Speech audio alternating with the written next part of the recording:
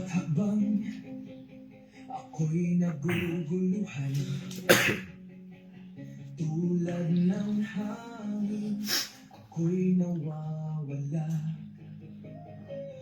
Pait ng buhay. Hey, God's morning po, mga mahal kong kapatid sa Panginoon. No? At ngayon po ay araw po ng Saturday, isang maulang Saturday, malamig na umaga sa ating lahat dahil magdamag na umulan. Ano?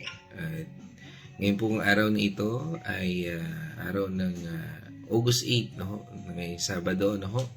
At muli sa ating pong pagpapatuloy sa ating God's Morning, tayo naman po ay tutungo sa isang popular verse din, no? Na talaga namang malimit po natin itong naririnig. Ano? Ito ay mula po sa Mark chapter 11 verse 24. Ano? At ito ipamagatan po nating the faith that says it's done. No? At ito ay sa ating pagtalakay na ito ay tayo po ay muli sasamahan ng ating partner para basahin po at samahan po tayo, pangunahan po tayo sa pananalangin. God's morning mga kapatid. Tayo po ay babasa sa Marcos 11 verse 24. Kaya't sinabi ko sa inyo, anuman ang hingin ninyo sa inyong panalangin, maniwala kayong natanggap na ninyo iyon at matatanggap nga ninyo iyon. Tayo po ay manalangin. Hallelujah, Lord. Maraming salamat, Panginoon, sa panibagong umaga na pinagkaloob mo sa bawat isa sa amin. Panginoon naming Diyos, maraming salamat po sa bagong umaga na ito sa biyayang magkakasama-sama muli kami upang makinig ng iyong mga salita. Buksan mo ang aming mga puso at isipan upang maunawaan namin ng iyong mga aral ngayong umagang ito. Punuin mo kami ng inyong karunungan, pag-asa at pagmamahal. Naway gabayan mo kami sa bawat hakbang at maging masunurin sa inyong kalooban. Ito po ang aming tanging dalangin ngayong umagang ito, Panginoon, at pag-iingat po sa bawat isa sa mga nakikinig, Panginoon, sa bagyong dumating at paparating pa, Panginoon, kaligtasan po ang aming hiling sa bawat isa sa amin. Maraming salamat, Lord, at ang lahat po ng ito ay aming ipinapanalangin sa pangalan ng inyong anak na si Jesus. Amen. Amen. Ano, sabi nga po dito sa Amplified Version, therefore, I tell you, no, whatever you ask, for in prayer, believe that you have received it and it will be yours. Ano ho? At dito sa ating pagtalakay na ito, ano ho, ay madalas po nating marinig na manalangin tayo at maniwala. Pero ang itinuturo po sa atin ng Panginoong Hesus ngayong umagang ito ay mas malalim pa po rito. Sabi po niya, kapag nanalangin ka, maniwala ka na tinanggap mo na. No? Minsan talagang ito yung struggle, no? Kaya nga po sinabi niya na sabi nga po maniwala ka na agad na tinanggap mo na, no? Bago pa man makita ang sagot, sabi nga, this is the kind of faith that declares it is done. O sa Tagalog po, tapos na. No? Sabi nga po, it's not merely hoping that it might be happen. Ito po yung pagtitiwala dahil na ayon ito sa kalooban ng Diyos. O sabi nga po, He has already granted it even before you see it. Ano? At dito po sa ating pagtalakay nito ay atin pong suriin.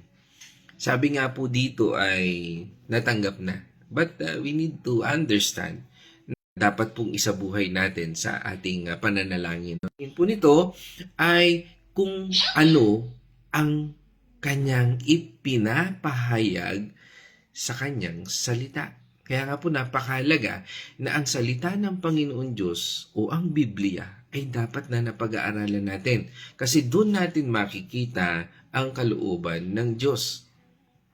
No? O sabi nga, to, te, yo, no? O to, T-O-O. Yan po yan. Para maintindihan po natin. Of God. Ibig sabihin nun. Yan po yung kalooban ng Diyos. At ito po yung pundasyon na dito sa ating pinag-aaralan ngayon, hindi po tayo hihingi base lamang sa sarili nating kagustuhan. No, minsan kasi,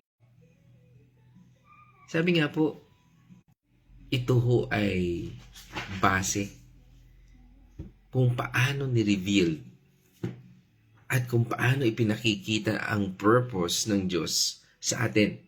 Kaya nga po, pag tinitingnan natin ang isang kahilingan na nakikita natin, minsan siguro maganda tanongin din natin, Lord, anong purpose mo dito? Bakit inilalagay mo ito sa puso ko? Bakit nakikita ko mga bagay nito? Maaring gustong alisin ng Panginoon yung mga nakikita lang natin ng mata na minsan, di ba? Di ba, natandaan ko yung kwento mo yung kapitbahay, yung isang kapitbahay, no, na mainggitin, alam niyo po ba yon? Na lahat na lang na nakita niya sa kapitbahay niya ay gusto niya meron siya. Yung nakita niya na, excuse me po, yung nung nakita niya na kapitbahay niya bumili ng TV, no, sabihin natin yung Alam mo na, nagpatayo ng pader. nagpatayo ng Sabi pader. ng asawa, may pader na tayo, pataasan mo para mas mataas yung atin. Ayun, parang ganon. Tapos nakakita ng bumili ng TV. Mm-mm. Sabi, may TV na tayo. Sabi, gusto ko mas malaki yung TV natin para mas malaki sa kanya. Mm-mm. Tapos, nakita ng asawa, sumisilip siya sa bintana. Sabi, anong sinisilip mo na naman dyan sa kapitbahay natin? Yung kapitbahay natin namatay na sa gasaan ng tricycle. Mm-mm. Sabi nung kapitbahay, nung asawa, ano pang inaantay mo? Masagasa ka na rin sa truck para mas malaki yung iyong ang sumasagasa sa iyo. Para mas Bida ka. mas Okay. angat ka pa rin. Mas Kasi angat. tricycle siya namatay, ikaw naman mas malaki sa truck. Oo. Yun, kaya nga po mga mahal kong kapatid, hindi po yun ganon. Kaya nga po, hindi po tayo hihingi base sa sarili lang nating kagustuhan. Kundi base according what He is revealed to us, tingnan natin ano yung purpose ng Lord. No? Kaya, tandaan po natin, kapag ang hiling natin ay naayon sa ating Panginoon Diyos, sabi nga, you do not ask for anything that contradicts His nature. Ibig sabihin, hindi ito babangga. Hindi ito magkakaroon ng contradiction doon sa hinihiling natin. At doon po tayo minsan natututo Kaya pala minsan hindi binibigay sa akin ni Lord. Kasi maaari akong mapahama. Sabi nga po doon, dito sa ating talata, believe that you receive. Ang sabi po dito sa Greek, is pisteo sa tehoti, ela bete. Medyo mahaba ulit. Ang pisteo, sate, pisteo sete ay maniwala ng buong tiwala. Rely confidently. Yan po ang sabi doon. At ang elebete naman po ay you have already received. Yan po ibig sabihin ng elabete. Na tinanggap mo na. Kaya nga po, hindi ibig sabihin na matatanggap mo pa lang, kundi natanggap na natin. Ibig sabihin, maniwala tayo, in God's view. Kapag nanalangin po tayo ng may pananampalataya at naayon sa kalooban ng ating Panginoon Diyos, He granted it long ago. Dahil ang paghihintay natin, excuse me po, dahil ang paghihintay po natin ay panahon lamang bago natin makita kung ano ang ibinigay ng Diyos sa atin. Sabi nga po niya dito, and it will be given to you. Sa Greek word po niyan ay dotesetai, emin. Ibig sabihin po ng dotesai, it shall be given fully. Ibibigay ng ganap. Sabi nga, bestowed from above, mula sa Diyos mismo. Siya mismo. Hindi po yan, Lord, ipadaloy mo po sa tao. Yes, minsan, nangyayari yon, pero wag natin laging isipin, Lord, sino ba dito sa kanila? Minsan kasi ganun ang ating tingin Sabi nga niya doon, himing mismo sa atin. Ibig sabihin nun, ang paniniwala na tinanggap na natin ay nagbubukas ng pinto upang makita natin ang katuparan nito. Already received in the heart, and it shall be given. Sa ating paningin, sa takdang panahon ng ating Panginoon Diyos. Bakit nga ba natin kailangang maniwala? Why believe if He will provide anyway? Okay, narito po ang ilang mga dahilan. Because faith is the hand that receives the blessings.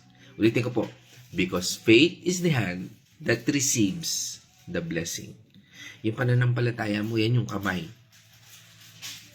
na siyang tumatanggap sa pagpapala ng Diyos.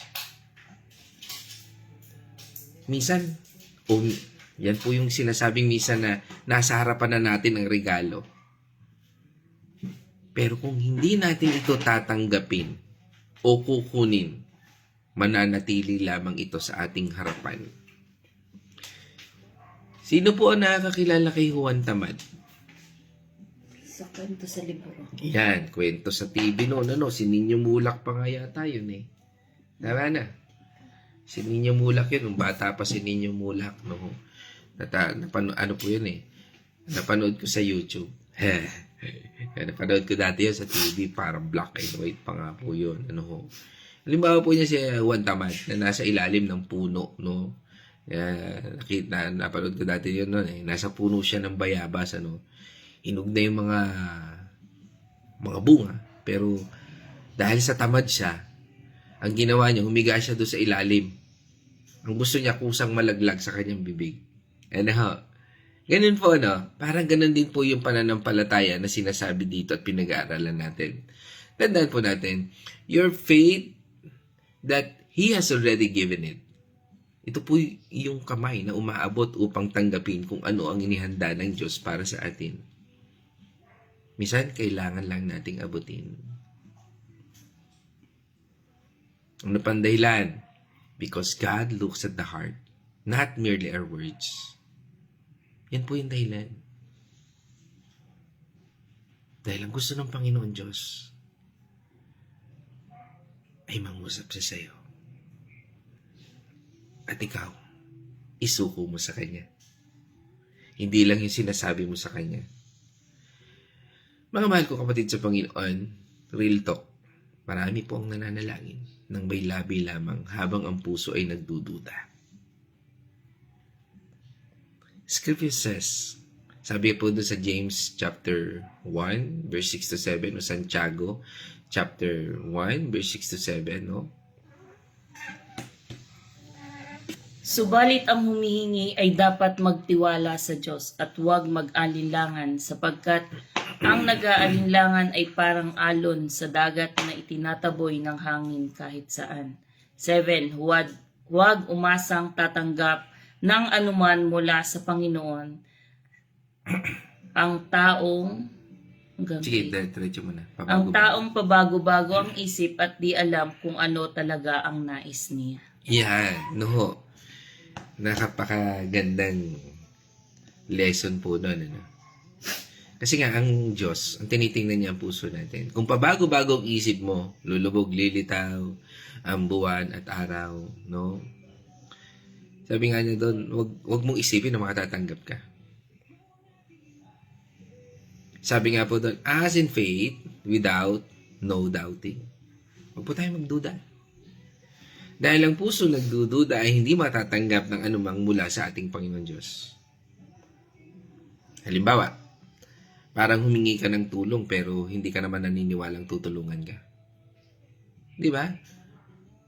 Parang nanalangin ka pero alam mo namang parang pababayaan ka. Minsan, paano ka po tatanggap ng sagot kung sarili mong puso ay hindi naniniwala?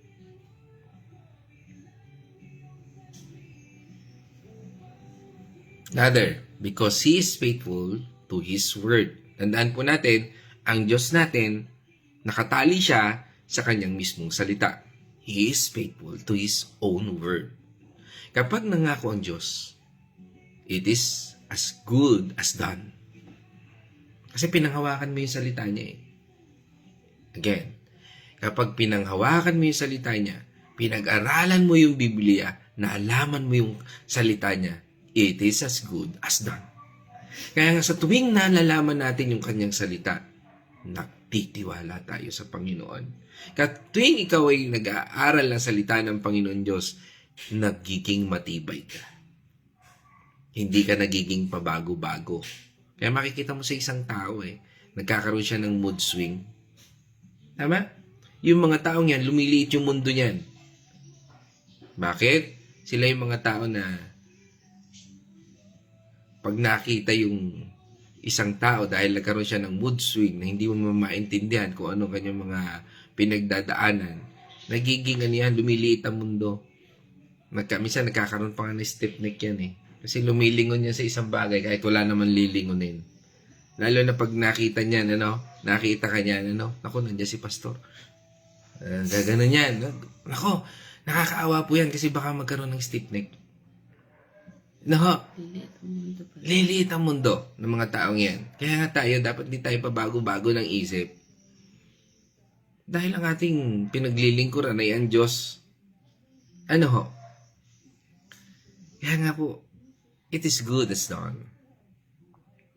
Kaya nga po, kapag nangako po tayo, tandaan po natin, ang ating paniniwala ay nagpapahayag na naniniwala ako na sapat ang pangako ng Diyos. Sabihin nga natin, naniniwala ako na sapat na ang iyong pangako. Kahit hindi ko pa nakikita. Yan yun. Ito po ang nagpaparangal sa ating Panginoon Diyos. Na pinaniniwalaan natin, tutuparin ng Diyos ang kanyang salita. Sinungaling ba Diyos? Hindi. Kapag nangako pong ang isang tapat na tao, hindi na po kailangan pagdudahan pa. Di lalo na po ang Diyos. Dahil kapag siya ang nangako, nabasa mo yung salita ng Panginoon Diyos, sigurado, tuto pa rin po niyan. Sabi nga po, tapos na ang usapan bago pa man natin ito makita. Di ba sabi sa atin sa 1 John chapter 5 verse 14 to 15. 14. Hindi tayo nag-aatubiling lumapit sa Kanya dahil alam nating ibibigay niya ang anumang hingin natin kung ito'y naayon sa Kanyang kalooban. 15. At dahil alam nating pinakikinggan nga niya tayo, alam din nating ibibigay niya ang bawat hinihiling natin sa Kanya. Amen. Ganda nun, And this is the confidence which we have before Him, that if we ask anything according to His will, He hears us. Kaya nga sa buhay natin, sumasagot din po siya Dahil minsan mali ang pagkaunawa natin, minsan mali ang pagkaintindi natin. Kaya kung minsan, doon natin nakikita, ang tigas pala ng ulo ko. Ang tigas pala ng puso ko.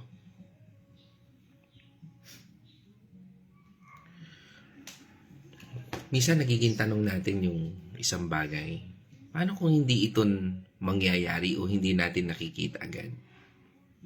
Kasi tayo likas na mainipin. Likas po tayong, sabi nga ay,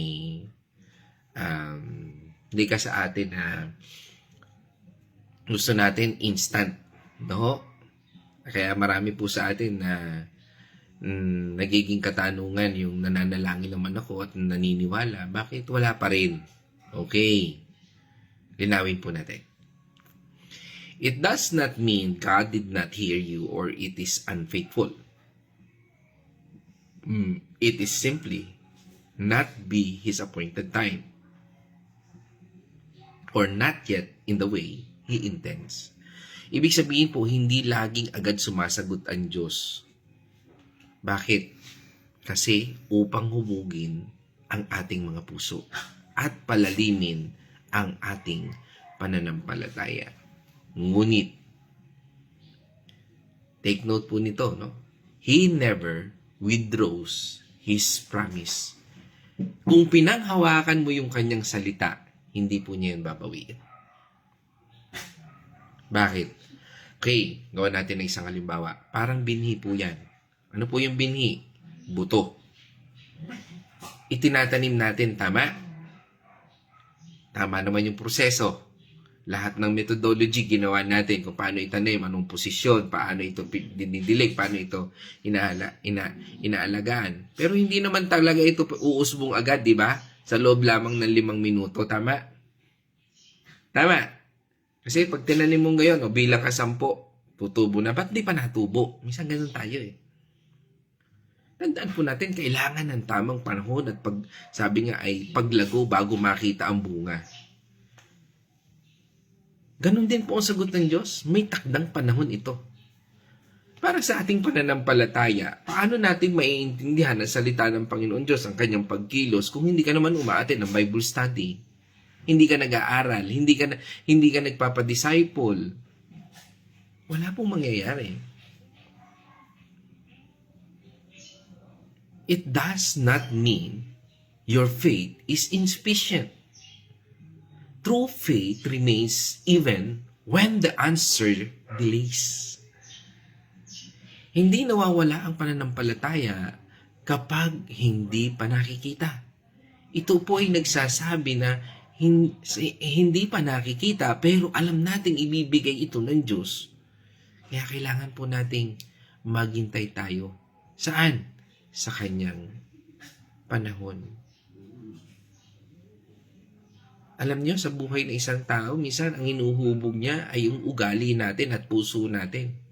Kaya kung minsan hindi natin nakikita ang mga biyaya pagpapala, minsan naaalala na lang natin, nare-realize natin, kaya pala nangyari sa akin yun. No? You miss sometimes yung message ng Panginoon kasi nga, ang tuon minsan natin ay yung gusto lang natin, hindi yung gusto ng Diyos sa buhay natin. Isang halimbawa,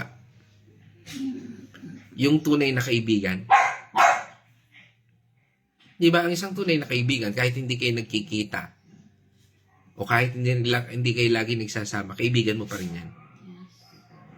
Ganon din po ang pananampalataya sa ating Panginoong Hesus. Nananatili ka sa Kanya, kahit hindi pa nakikita ang sagot. Dahil alam mo, tapat ang Diyos. And it does not mean God has failed. We simply not yet fully understand His perfect will. Yan naman po ang totoo eh. Hindi po magpe-fail ang Lord. Hindi lang natin maintindihan kung ano yung kalooban niya. Kaya nga kung minsan, ang hiling natin ay hindi talaga ang pinakamabuti. Dahil ang kanyang pag-ibig. He gave us something far better. At kapag naranasan natin yung pag-ibig na yon, sigurado mananatili ka sa Panginoon Diyos. And knowing His plans are always greater. Okay. Yan yung alala ko dyan, yung alam niyo yung bata na humihingi ng matalim na bagay sa kanyang magulang.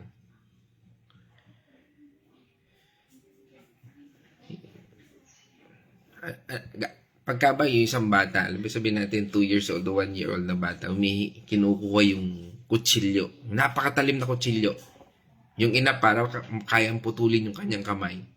Ibibigay ba yun ng magulang sa kanya? Bakit? Mapapahama. Dahil sa pag-ibig. Kung ibinigay ng magulang, ibig sabihin walang pag-ibig yung magulang na yun. Tama?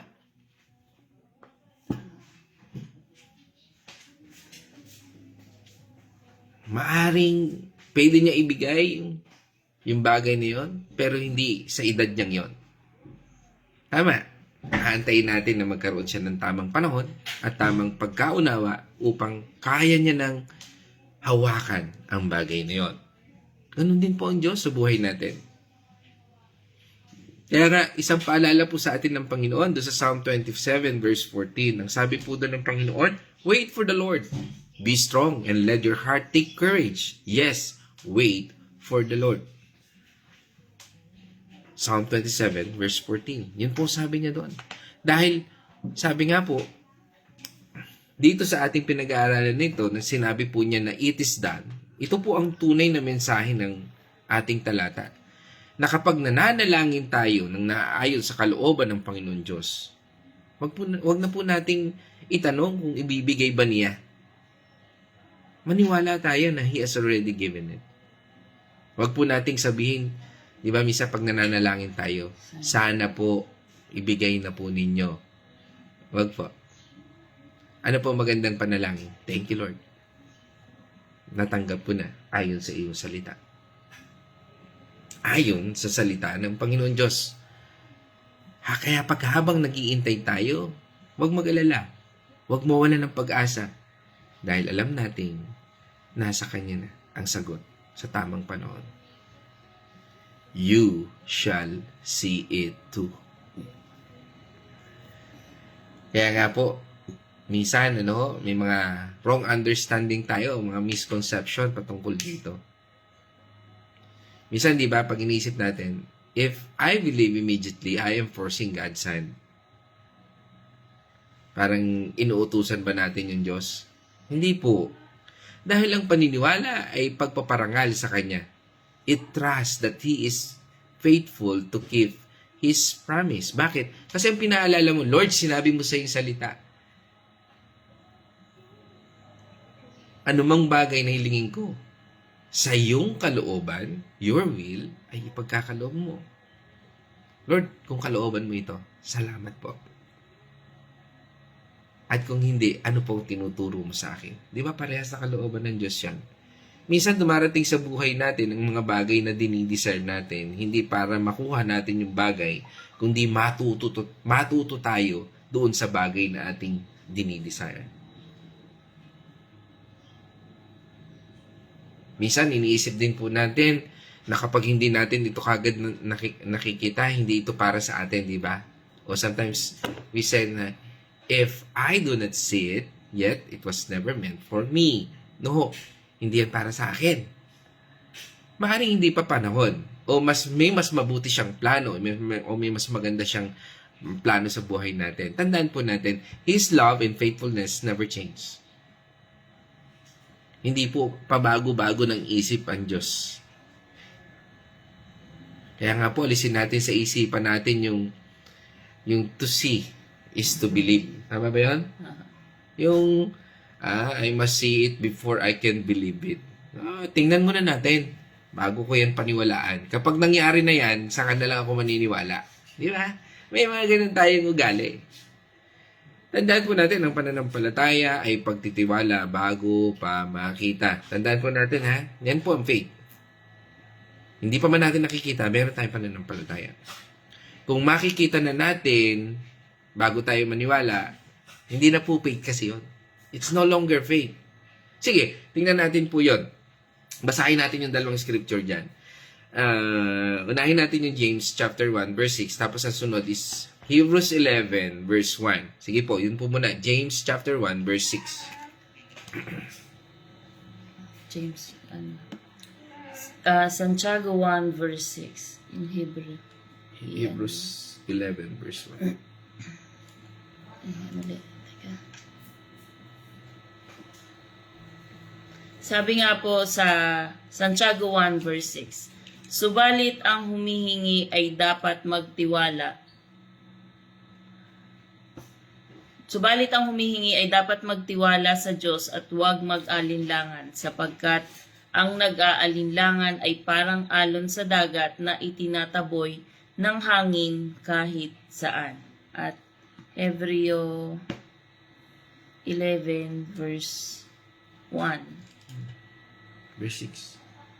11 verse 1. Ang pananampalataya ay nagtitiwala na mangyayari ang ating mga inaasahan at katiyakan tungkol sa mga bagay na hindi nakikita. Sabi po dyan sa Amplified Version is faith is the assurance. Sa mga bagay na hindi natin nakikita. Kaya nga, mga mahal kong kapatid sa Panginoon, Tandaan po natin, true faith does not ask when. It gives thanks because it is already done in God's sight. Sabi nga rin po ni A.W. Tozer, God does not give us what we ask so much as He give us what He has already prepared for those who trust Him. Kaya nga mga mahal kong kapatid sa Panginoon, sa ating word for the day, kung ikaw ay umabot, ang ating word for the day is to believe is equal to have already received. Kapag naayon sa kanyang kalooban, maniwala ka na, has already given it. Sabi nga, ang part natin, maniwala at magpasalamat. At ang part ng Panginoon, to fulfill in His perfect time. Siya po ang tutupad niyan. Kaya nga mga mahal ko kapatid sa Panginoon, ito po ihamon sa atin ngayong umaga. Huwag nating hintayin makita bago tayo maniwala. Dahil kung aasa lamang tayo sa ating nakikita, hindi na iyan pananampalataya. Ang sabi nga po ng ating Panginoong Hesus, maniwala tayo, natanggap na natin bago pa man makita ang sagot. Bago pa man magbago ang sitwasyon. Bago pa man matapos ang iyong hinihintay. Kaya nga po, sabihin natin sa ating mga puso. Tapos sabihin natin, tinanggap ko na. Sabihin nga natin, tinanggap ko na. Tapos na. Yan. No? Yan po sabihin natin. Hindi dahil sa malakas ka, kundi dahil ang Diyos ay tapat. Ang kanyang pangako ay sapat na garantiya. At kapag naniniwala tayo na binubuksan natin ang kamay natin upang tanggapin kung ano ang ibinibigay ng Diyos mula sa pasisimula, no? Mararanasan po natin yan. Kaya sa araw na ito, wag po tayo magduda. Magpasalamat po tayo sa ating Panginoon Diyos. Magtiwala tayo. At sabihin natin, Panginoon, hindi ko pa nakikita, pero alam ko, ibinigay mo na. Purihin ang ating Panginoon Diyos, mga mahal ko kapatid sa Panginoon. Diyan po tayo magtatapos at ngayon naman, tayo tutungo sa Venice Reflection. God's morning mga kapatid. Dito po sa ating napag-aralan na sabi po ay kapag lumapit tayo sa Diyos at humingi ng ating mga kailangan, huwag tayong magduda o mag-alinlangan. Kahit kundi maniwala tayo ng buong puso na naririnig tayo ng ating Ama na nasa langit. At ibinibigay niya ang nararapat sa atin kahit hindi pa natin agad ito nakikita. Kaya't manalangin tayo ng may matibay na pagtitiwala, magpasalamat na agad bago pa man dumating ang mga sagot sa ating mga panalangin. At tiyakin natin na ang Diyos ay laging tapat at laging gumagawa ng paraan sa tamang panahon. Sabi nga po ay, God's timing is always better than ours. Sometimes He say wait, sometimes He say not yet, and sometimes He say I have something better. Trusting God is not always easy, but looking back, you often realize He was protecting you, not delaying you. The prayer you think were unanswered may have been ones that protected you the most. Sabi nga po sa Tagalog, ang panahon ng Diyos ay laging mas mainam kaysa sa atin. Minsan sinasabi niya maghintay ka, minsan sinasabi niya hindi pa ngayon. At minsan sinasabi niya mayroon akong mas mabuti para sa iyo. Hindi laging madali ang magtiwala, ngunit kapag lumingon ka at tingnan ang nakaraan, madalas mong makikita na pinoprotektahan tayo niya at hindi lamang pinagpapaliban ang sagot. Ang mga panalangin na akala mo ay hindi niya pinapakinggan ay maraming mga panalangin nagkakamali. Maraming panalangin pinakamalaki ang nagagawa upang ikaw ay ingatan. So, yun lamang po. Maraming salamat po and God bless sa inyong lahat. Ingat po kayo at meron pong bagyo. God bless po. Yan. Ho. Yan. Ingat kayo. Wala mo na magagala. Kami lang. Joke lang po. Ingat daw, no? Wala mo na magagala. Kami lang. Parang gano'n. Kaya naman, biro lamang po yan. No? Pero magagala po talaga kami. Yan. Fellowship po.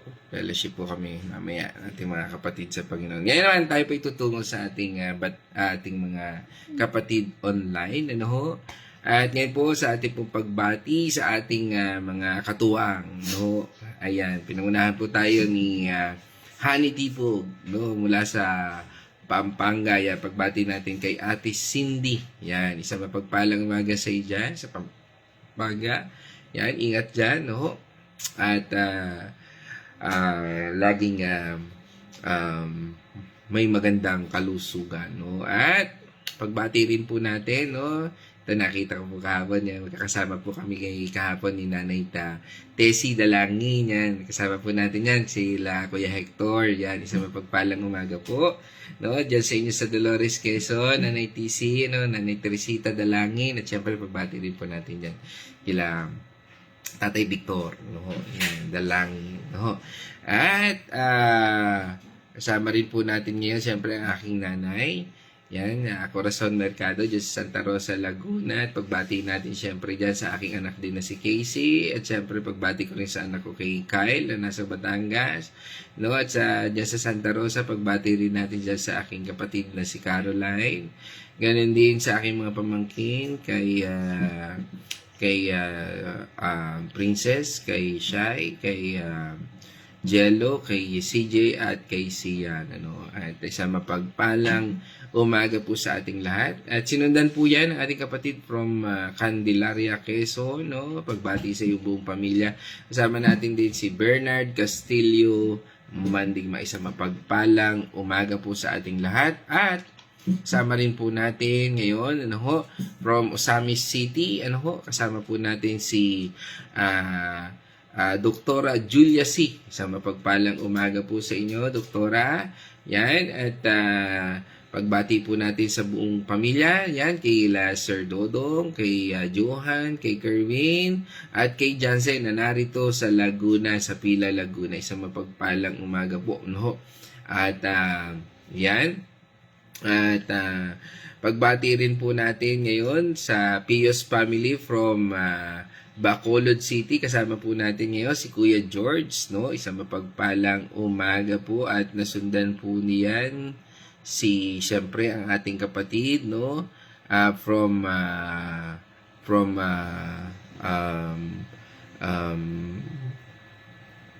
San Pablo City, Barangay Concepcion, no? Carmelite Road, no? Kasama po natin ang Azucena Tanyo family, yan. Kasama po natin ang family Azucena, yan, sa pangunguna ni Brother Arthur at Sister Carmeline Tanyo. Siyempre, pagbati natin sa kanilang mga baby, dyan kay Pau at kay Julene, sa mapagpalang umaga. Siyempre, pagbati na rin namin dyan sa aming inaanak kay Tyrone at kay Janessa. Isang mapagpalang umaga po yan sa ating lahat. No? At kasama rin po natin from tungo naman po tayo from dyan sa ating church dyan sa Bulaking Chaong. Kasama po natin, no, ang ating kapatid, no, yan, sa pangunguna ni Nay Marta Artillaga at syempre ni Kuya Chris Artillaga dyan sa Bulaking Chaong. At pagbati rin natin kay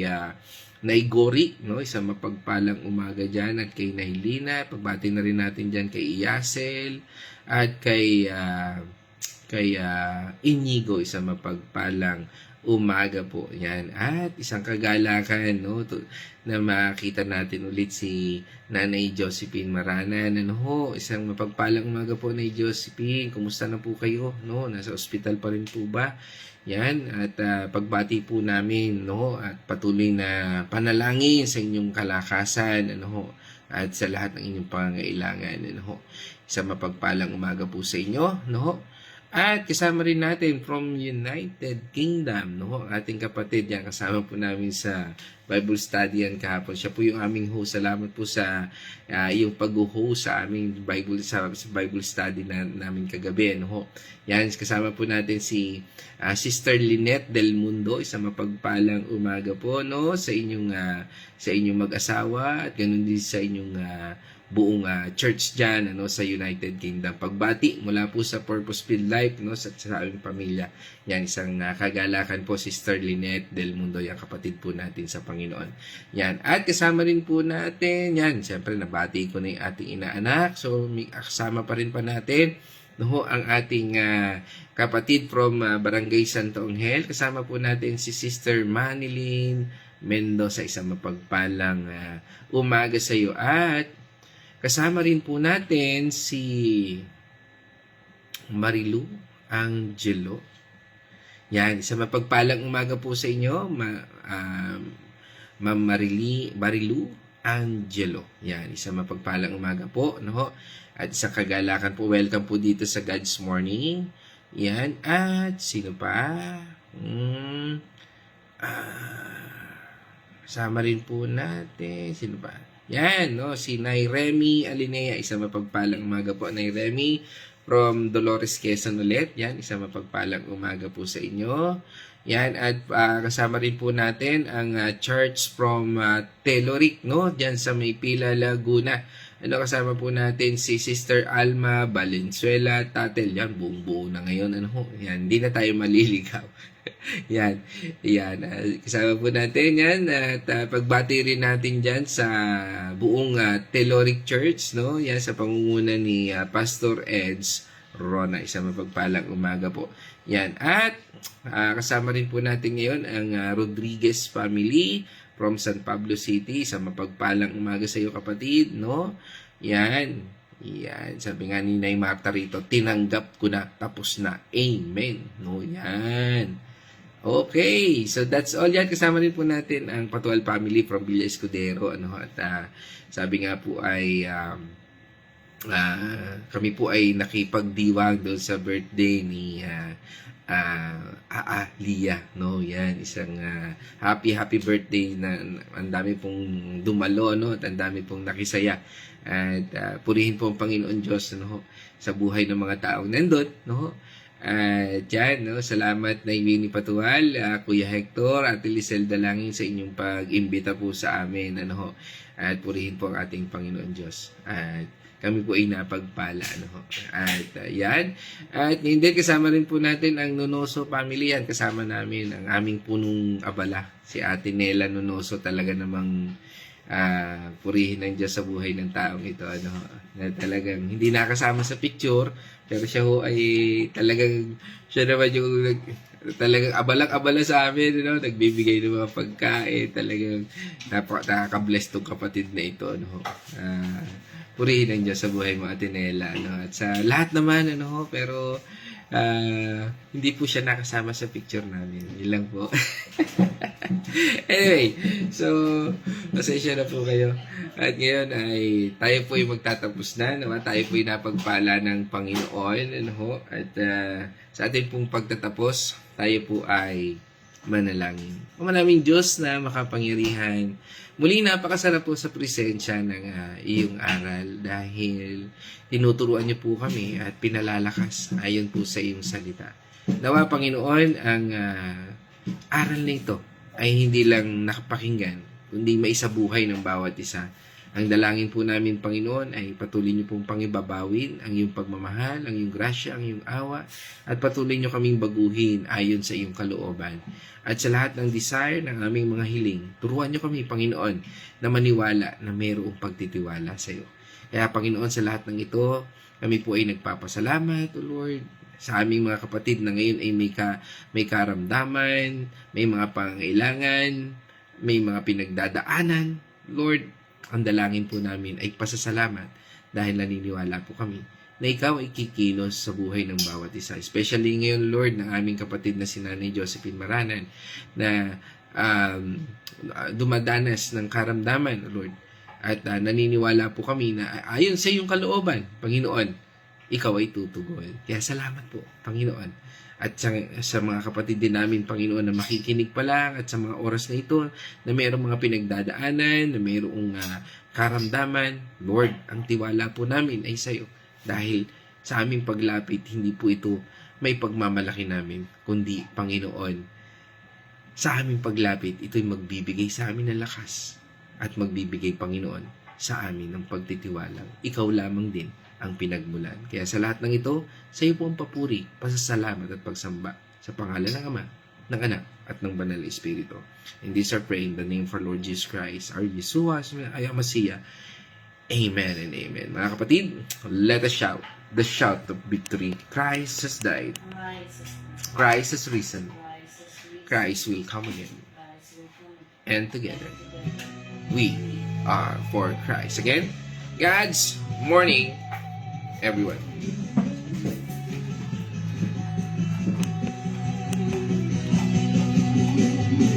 Napapagod, tila nawawala sa sarili.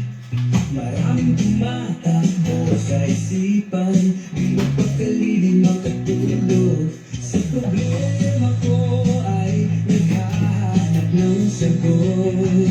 Ngunit sa oras ng pagsubok, tila wala kang paraan. Aking tatawagin ang ngalan mo. Sabay na, sabay na.